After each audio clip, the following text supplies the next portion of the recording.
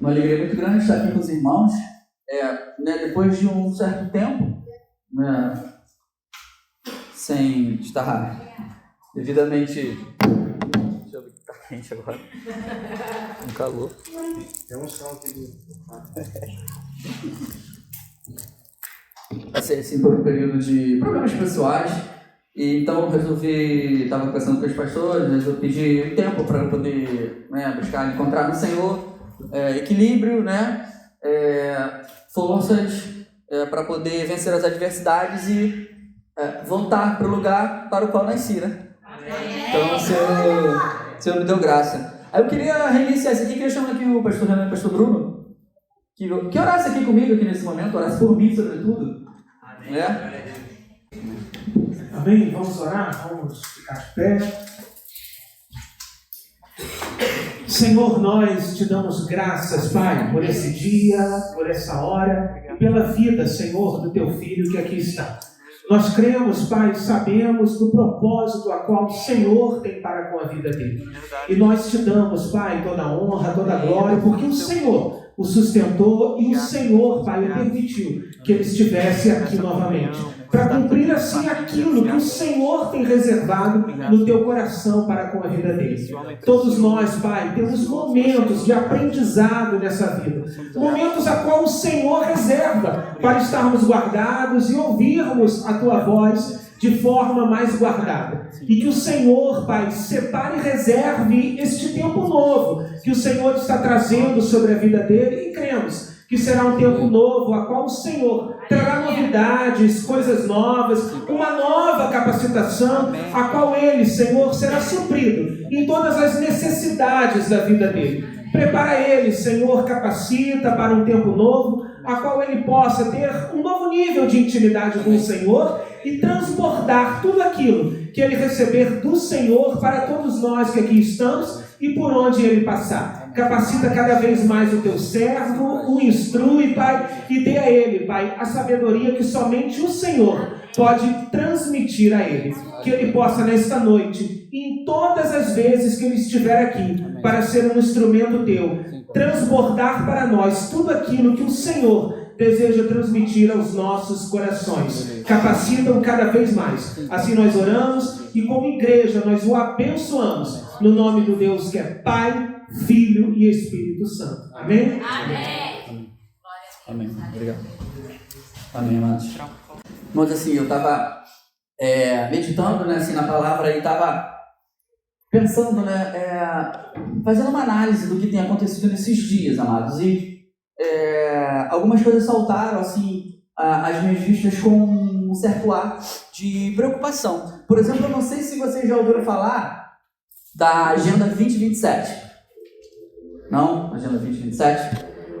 O que tem acontecido na Agenda 2027 é que eles acreditam, os homens e esse tempo que a gente está vivendo, nós é um tempo assim, novo, diferente de tudo que a humanidade já viveu. De tudo que a humanidade já viu. E a gente vai precisar, irmãos, estar assim, os olhos bem abertos para a gente poder ver o Senhor, senão a gente não vai resistir, senão a gente vai fracassar na fé mesmo, naufragar na fé, como Paulo fala. E aquilo mesmo que o Senhor fala, quando o Filho do Homem retornar, ele vai encontrar fé na terra. Então a gente precisa abrir os nossos olhos. Qual é o que está acontecendo, irmãos? Eles estão acreditando que em 2027 vai surgir a inteligência artificial geral, que ainda não existe. Ou seja, que a inteligência artificial ela vai ter todo o conhecimento que existe na face da Terra, que ainda ela não tem. O homem ainda tem todo o conhecimento que existe na Terra, Fragmentado, mas tem. Em 2027, eles acreditam que vai surgir essa inteligência artificial. Não vai ser AI, ela é AGI, a Inteligência Geral Artificial. E eles dão 3 anos para que essa inteligência artificial geral ela se torne independente. Ela tome o controle da Terra. E ela vai assumir o controle da Terra, que por enquanto está com os homens, ela vai assumir. E quando ela assumir o controle da Terra, ela se torna autossuficiente, tá? Parece que eu estou falando coisas de filme, Ela vai se tornar autossuficiente e ela vai olhar para tudo que existe e ela vai perceber que o culpado dessa Terra está assim, que o culpado de tantos problemas, crueldades, é o quê? O homem. Aí ela fala assim, então eu preciso acabar. Como? E aí ela se volta contra a própria humanidade. Irmãos, eu estou falando aqui de uma forma assim, né? Mas irmãos, procurem, porque agência 2027. Então, em 27 surge a inteligência artificial autônoma, em 30 ela se torna independente e ela começa a colocar a humanidade como sua inimiga principal. E por que eu estou falando isso, irmãos? Porque a gente, irmãos, encontrar um mundo violento, a gente encontrar um mundo difícil de viver. Tá difícil de viver nos dias de hoje? Sim. Tá, pra mim tá, pra vocês tá? Não? Não, irmãos? Ou tá difícil de viver? A gente tem medo quando sai da rua, quando pega uma condução, tem medo de ser assaltado, tem medo às vezes de uma violência no trânsito. Temos ou não temos? Bom, eu vou dizer uma coisa, sempre foi assim, desde que o mundo é mundo, sempre houve, lá no iníciozinho já tinha um homicídio, um assassinato, só tinha pouquíssimas pessoas na terra e um já matou o outro. Então, irmãos, assim, o que está acontecendo nesse momento de diferente? A diferença é a humanidade, com todos os seus problemas, está no alvo da extinção. Então estamos falando da humanidade no alvo da extinção. E aí, eu fico pensando em Deus. Deus não está interferindo na Terra? Deus não quer mudar a realidade da Terra? Deus não quer interferir nisso tudo? Ou não? Ou a gente pode entregar a nossa vida, a nossa existência, ao planeta nas mãos de inteligência artificial e os nossos problemas acabaram? É claro que não, irmãos. Você imagina se a inteligência artificial se tornar independente ou o anticristo dominado? Ou se ela for um anticristo? Se ela for contra as religiões? E se ela for contra as religiões? E se ela disser que não tem mais religião? Nenhuma. Não sei. Mas o Senhor quer ou não quer interferir nisso? Eu fiquei pensando, irmãos, como que o Senhor está interferindo nessa realidade da terra? Será que é com poder? Fazendo poderes e tal? Acredito que sim. Mas será que esse é só o caminho? Será que Deus quer interferir na terra fazendo sinais, prodígios, milagres? Isso acontece? Acontece. Mas será que é só assim? Irmãos, como será que Deus quer intervir na terra? E sabe o que veio à minha mente, irmãos? O Senhor quer intervir na terra através de gente. É através de gente. Se os homens estão querendo formar máquinas, o Senhor está preocupado com gente. Com as questões das pessoas, com os seus problemas, com os seus sentimentos. E o Senhor quer intervir nisso e o Senhor quer trazer uma solução definitiva. E que não é inteligência artificial, mas é uma inteligência do alto, sobrenatural. Amém, irmãos? Então eu convido os irmãos a meditar aqui comigo, lá no Evangelho de Mateus. Irmão de Mateus, capítulo 1, versículo 18. O texto diz assim: ora, o nascimento de Jesus Cristo foi assim. Estando Maria, sua mãe, desposada com José, sem que tivessem antes coabitado, achou-se grávida pelo Espírito Santo. Versículo 19. Mas José, seu esposo, sendo justo e não querendo infamar, resolveu deixá-la secretamente. Enquanto ponderava nestas coisas, eis que lhe apareceu em sonho um anjo do Senhor, dizendo: José, filho de Davi, não temas receber Maria, tua mulher, porque o que nela foi gerado é do Espírito Santo. Amém, Senhor. Fala conosco, Pai, essa noite. Senhor, ministra a Tua palavra nos nossos corações, Senhor. Que o Teu Espírito tenha, Senhor, total liberdade dentro de nós e entre nós, Senhor, para fazer a Tua obra, Pai, de forma perfeita, como só o Senhor sabe fazer. Em nome de Jesus. Amém. Irmãos, vocês irmãos já pararam para pensar o que está acontecendo aqui na história de José e Maria.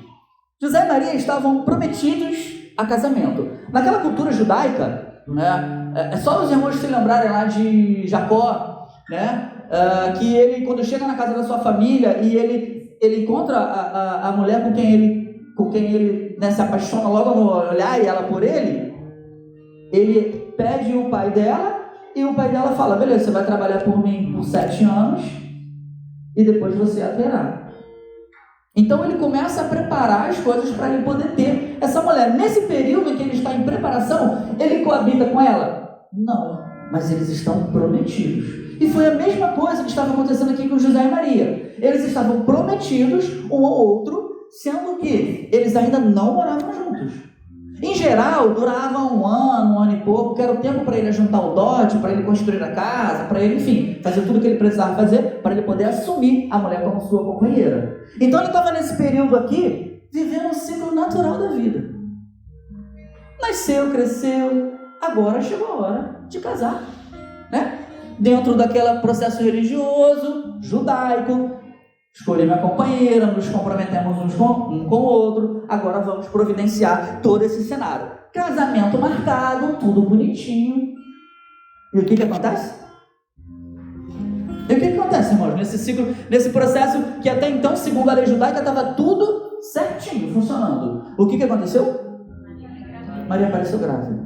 Quando Maria aparece grávida, e estar grávida, irmãos, nesse contexto, sem antes ter assumido o seu próprio marido, significava que ela cometeu fornicação, né? Adultério, já que ela estava prometida. E naquela lei, qual era a penalidade para quem cometesse adultério? Se fosse pego em flagrante, morte. Mas era mais ou menos isso. Assim, ele é de um patriarcalismo, né? Porque eles são patriarcais. A mulher é considerada um objeto nas mãos do homem. E tanto é assim, que não só na cultura judaica, na cultura islâmica também, que é uma extensão da cultura judaica. O homem tem tantas mulheres quantas ele puder sustentar. Então a mulher é um objeto que eu compro com dinheiro. Nessa cultura aqui, a ideia é mais ou menos essa. E a gente vê no Velho Testamento o Cana com 2 mulheres, Salomão com mil mulheres. Por isso que depois ficou maluco, 1000 mulheres. Brincadeira.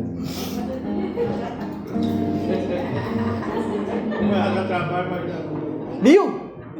Brincadeira, irmãos. Mas o que acontece? Vida certinha, vida organizada. E um adultério nesse processo, a mulher era o pior dos pecados que a mulher poderia cometer. Volta lá comigo no versículo 18, irmãos. Ó. O nascimento de Jesus Cristo foi assim: estando Maria, sua mãe, desposada. Desposada é prometida em casamento. O termo significa isso, prometida em casamento. Com José, sem que tivesse antes coabitado. Certinho. Não avançou, não colocou o carro na frente dos bois, já não foi logo, né? Como é muito comum nos dias de hoje, né? A gente não quer nem esperar nada, a gente já sai apressadamente. Aqui não, fazendo tudo certinho, conforme a lei de Deus determinada. Tudo bonitinho, tudo muito certinho. Mas acontece algo extremamente modificador daquela realidade e que nós podemos tirar disso, irmãos, algumas lições. O Senhor promove um desajuste naquele processo tão organizadinho. Então eu estou falando mal daquele processo? Não estou falando mal daquele processo. Eu estou falando em desajustes que o Senhor promove com algumas intenções. Às vezes na nossa vida, sabe, a gente planejou algumas coisas, a gente ordenou algumas coisas mentalmente, a gente fez alguns planos e está dando tudo funcionando. Daqui a pouco a coisa começa a dar errado e você fala assim: caramba, o que aconteceu? Aí o Senhor provocou um desajustezinho, mas com intenções bem determinadas, irmãos. Bem determinadas. Eu queria convidar os irmãos, para os irmãos meditarem comigo agora em 4 lições que nós podemos aprender com a história de José e Maria e esse desajuste que o Senhor provocou ali. Porque na lei judaica tudo certinho, Deus vai lá e engravida Maria. E agora, José? Daí que vem essa expressão, será? E agora, José? Primeira lição, irmãos. Às vezes, alguns desajustes em nossa vida, algumas situações que nós não conseguimos entender e ficamos perguntando: por que isso, Senhor? Por que aquilo, Senhor? Não pequei, fiz tudo certo, estava tudo tão certinho, por que esse desajuste agora? Será? Aí a gente brinca: não, está em pecado. A gente não fala assim. Mas, irmãos, esses movimentos do Senhor, esses desajustes provocados pelo próprio Senhor, é sempre em prol de nós mesmos e em prol do reino. Amém? Em prol de nós mesmos e em prol do reino. Então, quando nós passamos, quem já passou por uma situação dessa assim, que de repente está tudo tão certinho, de repente parece que o trem descarrilhou, parece que uma coisa assim aconteceu, sabe? E eu não estava esperando isso. E o que aconteceu, irmãos? É só comigo? Não, os irmãos também? Amém? Faz parte da humanidade, é coisa de gente, amém? Então, a primeira lição que a gente precisa aprender, irmãos, nas coisas que acontecem na nossa vida, a gente não deve perguntar: por que, Senhor? Mas por que, Senhor? A gente deve perguntar: para que, Senhor? Para que, Senhor? Porque tudo o Senhor tem um propósito. Amém? O Senhor tem um propósito, sempre pensando. Já virou jargão, né? O Senhor tem um propósito, irmãos. Mas tem mesmo. E esse propósito, ele é, quando a gente vai ver aqui nessa história de João e Maria, ele vai muito além do que a gente... José e Maria. Ele vai muito além do que a gente pode pensar, irmãos. João e Maria foi forte. Primeira lição. O que a gente aprende com essa história? Para que, Senhor? Pegou o colo do Biel, né? Escutou o Biel falando? Pega dele. Para que, Senhor? Para que, Senhor? Irmãos, quando a gente fala para que, Senhor, isso é uma expressão de fé. Porque eu sei em quem tenho crido, eu sei que o meu Senhor não perdeu o controle de todas as coisas. Eu sei que a minha vida está... Irmãos, nós estamos apoiados no rochedo.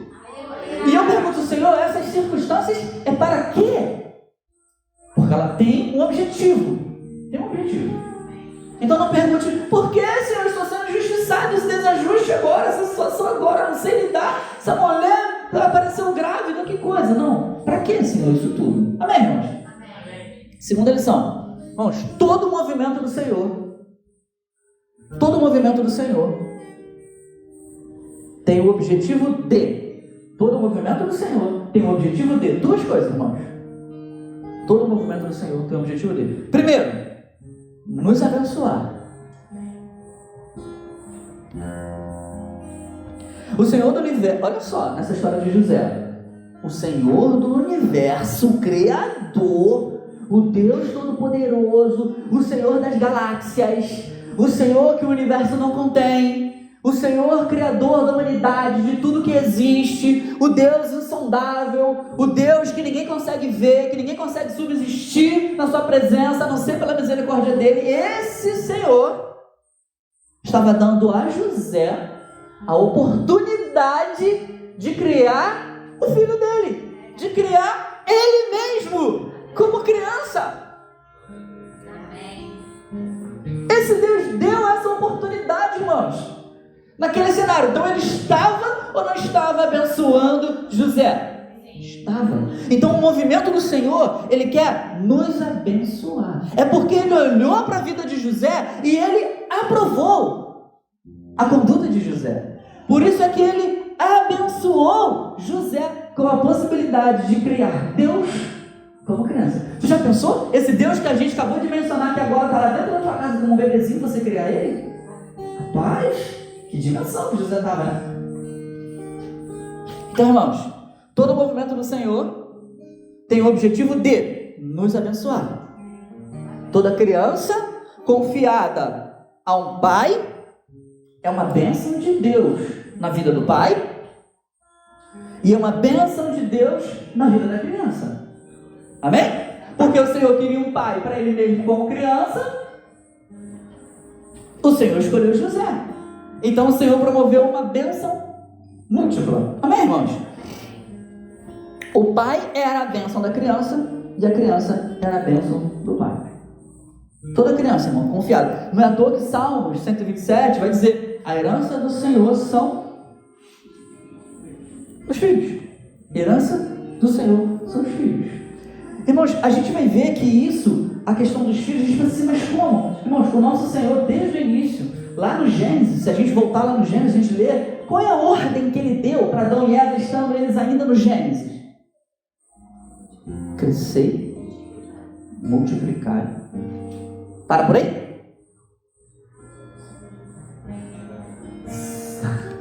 Crescer e multiplicar. Multiplicar é bom, essa parte eu guardei. Subjugar a terra. Crescer, multiplicar e subjugar. É um domínio, um governo que só vem a partir da multiplicação. O que o Senhor está dizendo é: crescer, multiplicar é uma bênção que eu dou a vocês. E ensinar esses filhos multiplicados a andar no meu caminho é uma bênção que eu também dou às gerações. Então, crescer e multiplicar e ensinar os filhos a guardar e andar na lei do Senhor é bênção, tanto para as crianças quanto para os pais. O nosso Deus é um Deus de multiplicação. Amém, irmãos? Então, a gente não pode deixar isso passar desapercebido. Todo movimento do Senhor, Ele quer nos abençoar. Amém? Parte B. Todo movimento do Senhor quer nos abençoar fazendo o quê? Trazendo Deus para a terra. Porque quando ele fala crescer, multiplicar e subjugar, ou seja, crescer e multiplicar, e a multiplicação, você ensina a andar nos meus caminhos, você ensina a guardar os meus preceitos, você guarda esse jardim, esse lugar de santidade. Quando a gente faz isso com os filhos, quem é que está sendo visível, quem é que está sendo construído na vida dos filhos? É a própria divindade. Amém, irmãos? É o próprio Deus que está sendo visível, tanto na postura dos pais, quanto na postura dos filhos. Então, quando Deus nos abençoa, o propósito dele, todo o movimento dele é nos abençoar para trazer o reino para a terra. Irmãos, porque crescer e multiplicar e subjugar a terra nada mais é do que o reino de Deus. Amém? E Jesus falou, o reino de Deus é chegado até vós. Quando ele dizia o reino de Deus é chegado até vós, ele estava fazendo menção de quem? Ele mesmo. O reino de Deus. Ou seja, a expressão plena do governo do Senhor na vida do homem estava sobre ele, estava nele, e ele era o modelo da humanidade. Aqui a expressão plena de reino, de governo. Então o reino de Deus é chegado até nós. Amém? E aí, vamos voltar para essa situação lá. José e Maria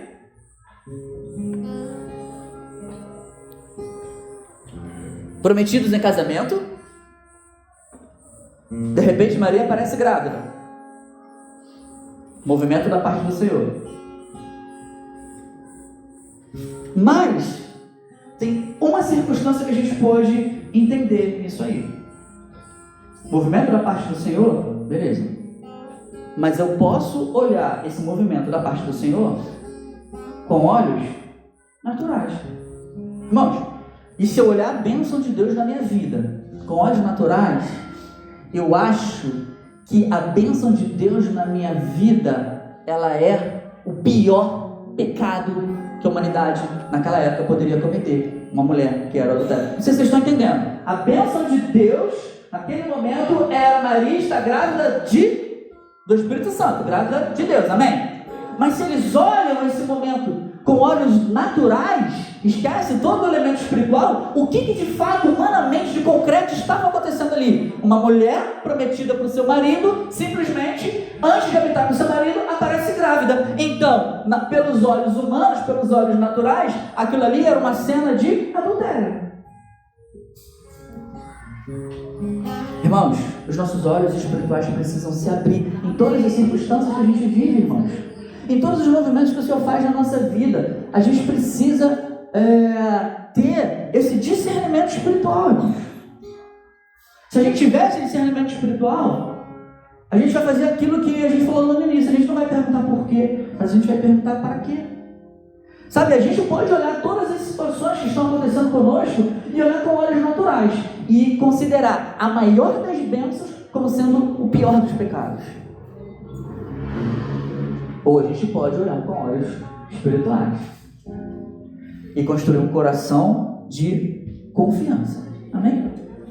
Então, assim, a terceira lição que a gente pode aprender aqui nessa situação é: Senhor, abre os meus olhos. Acho que até o pastor Renan que pregou isso aqui, né, sobre os exércitos que estavam lá, e o profeta falou: Senhor, abre os olhos dele para ele ver os exércitos que estão a nosso favor. Não foi isso? Se não foi ele, foi o pastor, foi um dos dois. Maior são os que estão conosco do que...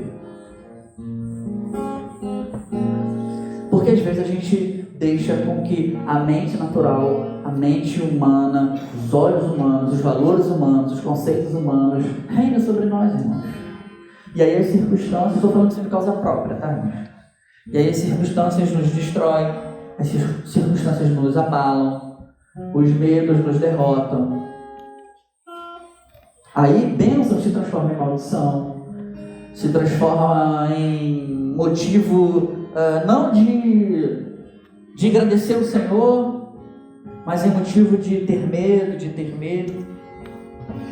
Então assim, Senhor, terceira lição, né? Treinar o olhar para a gente ver Deus em toda situação. Amém? Porque assim, eu até fiquei pensando assim Irmão, olha que loucura. Eu acho que ninguém, por mais que a gente viva qualquer circunstância aqui nessa terra, ninguém viveu isso aqui. Eu fiquei pensando em José e Maria, eles batendo papo, né? Maria falando: José, pelo amor de Deus, cara, eu não fiquei com ninguém. Aí ele fala: para com isso, cara. Aí ele: eu até tive um sonho de que um ser apareceu lá pra mim e falava que tu tá grávida da divindade. Aí ela: cara, que coisa louca. Irmãos, nós chamamos Deus como pai, mas o judeu não faz isso não, tá? O judeu não faz isso não. O judeu tem medo de Deus. Eles têm um temor que é tão grande, que eles não pronunciam o nome de Deus. Eles, fazem menção a ele, é o Eterno, mas nem se pronuncia o nome, de tanto não pronunciar, eles acabaram esquecendo até mesmo a pronúncia do nome de Deus. Então assim, eles tinham medo de Deus, porque era um conceito comum daquela época, dos deuses, né? Os deuses que eram punitivos, os deuses não eram bons, os deuses eram bons e maus. Eles eram bons se você os agradasse, e eles eram maus se você os desagradasse. Então assim, essa concepção judaica está ali presente a todo momento. Aí Maria falando: cara, tu tá louco, mano? Que negócio é esse de Deus me fazer ficar grávida? Cara, a gente deve estar muito doido.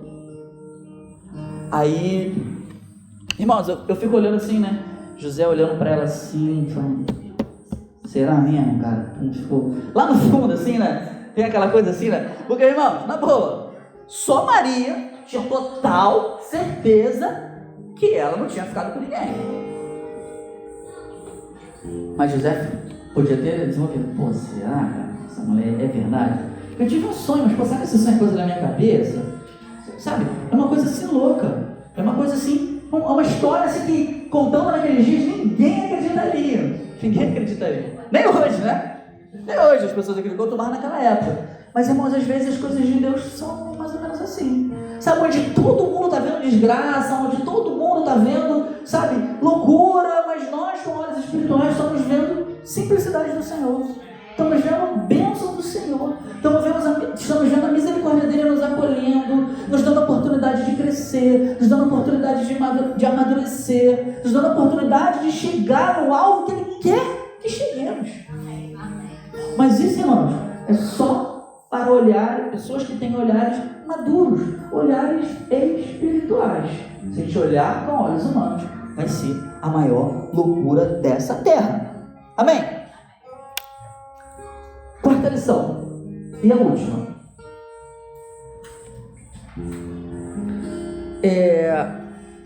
Eu acho que essa quarta lição que a gente aprende aqui, entendamos bem, irmãos, entendamos bem. Vamos ler lá o versículo 24 de Mateus 1, vamos lá. Estão acordados, irmãos? Amém. Estão aqui comigo? Mateus 1, 24. Vamos ler esse versículo, irmãos, para a gente terminar. Lê para mim alguém, por favor. Oi? Lê para mim alguém, por favor. Mateus 1, 24. E José, tendo despertado do sono, fez como o anjo do Senhor lhe ordenara, e recebeu sua mulher. José, tendo despertado do sono, fez como o anjo do Senhor lhe ordenara. Porque no sonho, né, o anjo fala: cara, pega essa mulher, acolhe ela, porque o que está nela aí é do Espírito Santo, não tem nada a ver contigo, mas acolhe ela, tá? Não fode, porque ele tinha decidido ir embora em secreto, né, para poder não difamá-la. Aí o anjo fala, acolhe ela. E quando ele desperta do sono, ele faz o quê? Ele fez como lhe ordenara ordem. O anjo deu ordem, lhe ordenara o anjo do Senhor e recebeu sua mulher. Presta atenção que o texto não diz assim. Oi? O texto não diz assim, e José creu na revelação, por isso seguiu. Não, ele fez, mas com todos os seus complexos, com todas as contradições, com todos os problemas, com todos os desejos, com toda a vontade de meter o pé, ele prosseguiu. Mas o ponto que isso fala conosco no dia a dia, irmão, sabe por quê? Porque quando faltar entendimento da fé, irmãos, a obediência vai suprir, irmãos. Porque às vezes a gente não está sentindo aquele calor, aquele coração aquecido, sabe? Mas não é porque eu estou sentindo meu coração aquecido que eu vou abrir mão de todos os preceitos que eu conheço no Senhor. Eu vou manter ali, Senhor, sabe? Eu vou ali, Senhor.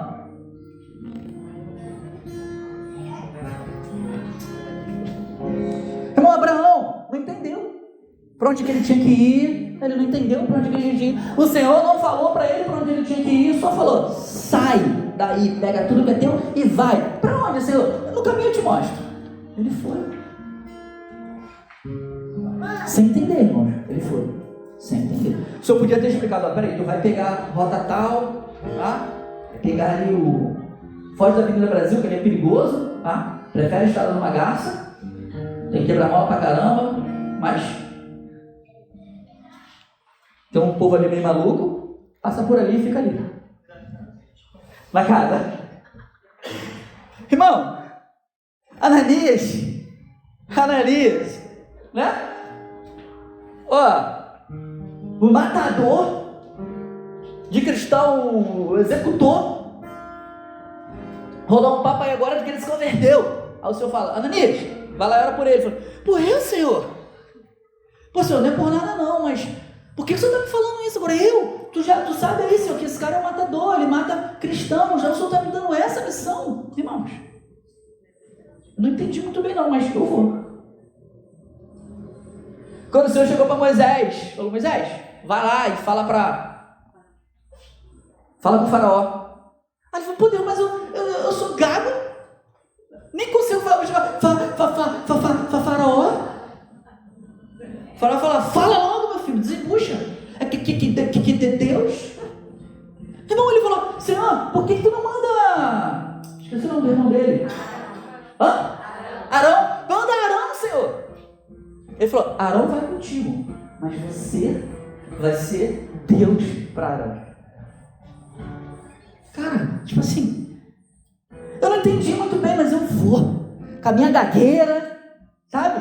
Com medo ali na frente do faraó. Irmãos, quantas circunstâncias apresentam na nossa vida dessa forma, irmãos? A gente não está entendendo muito bem, mas a gente prossegue. Porque eu sei que o tempo difícil vai passar. Os meus olhos espirituais vão se abrir, sabe? E eu vou ver o Senhor diante dessa dificuldade, diante dessa tempestade. E onde, sabe, o conhecimento da fé, porque às vezes o Senhor faz isso, sabe? Onde Ele não me deu muita satisfação, irmãos. Onde Ele não me explicou exatamente como vai acontecer. Irmãos, a minha obediência vai aparecer. Foi mais ou menos com José. Senhor, não entendi muito bem não, se lancei dela está grave, eu fiz tudo certinho, conforme a lei mandou. E tal, né? Tem minha desconfiança, negócio que Deus aqui, até os muçulmanos acham isso o maior absurdo do mundo. Deus é Deus e humano é humano. E que Jesus é filho de Deus, eles não acreditam que pode ser algum. É aquela mentalidade daquela época. Ele acredita que Jesus é um profeta, não filho de Deus. E aqui estou colocando essa mulher aqui e está dizendo que Deus engravidou ela. Mas eu vou seguir, Senhor. Mas eu vou seguir.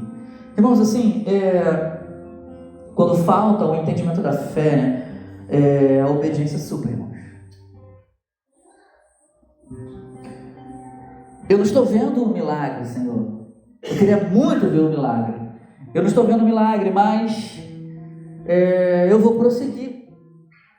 Porque de repente prosseguir já é um milagre, irmão. De repente prosseguir já era o testemunho que o Senhor queria dar. Então termino aqui lendo esse texto, irmão, lendo esse... Façam as escolhas certas. Façam as escolhas certas, assim como José fez, assim como Maria fez. Façam as escolhas certas.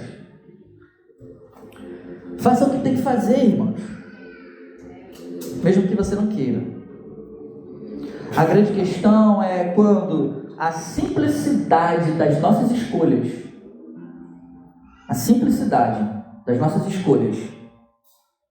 elas se transformam em material para o Deus vivo intervir no mundo. Amém, irmãos?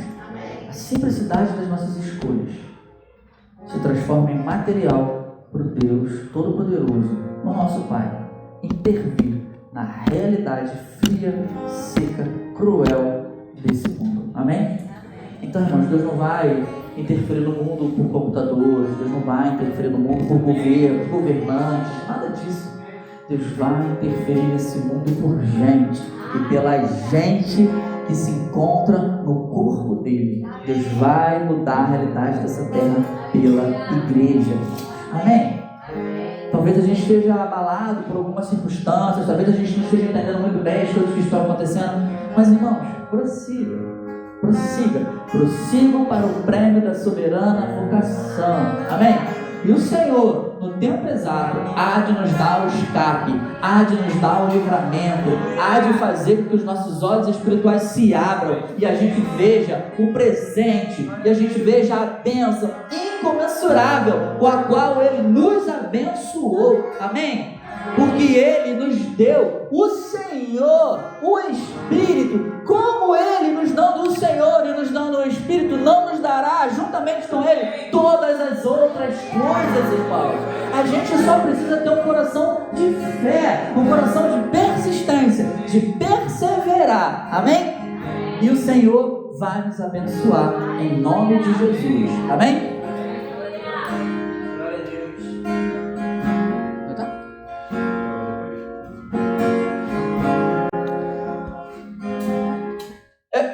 Eu tinha pedido o Gabriel para cantar esse louvor, a bênção, mas ele me perguntou, mas antes, depois da palavra, eu acabei que eu não respondi.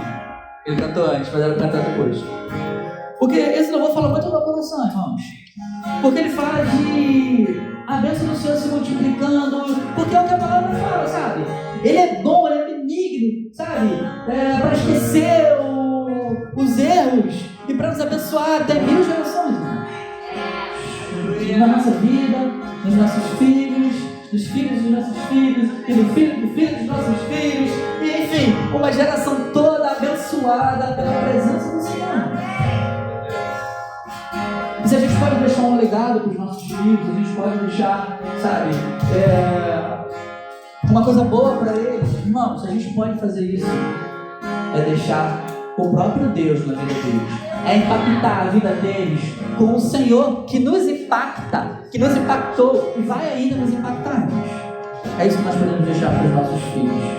Amém? Então eu queria convidar os amados a ficarem de pé, para eles cantar de novo essa canção com o coração de fé, irmãos. Com o coração de fé mesmo, sabe?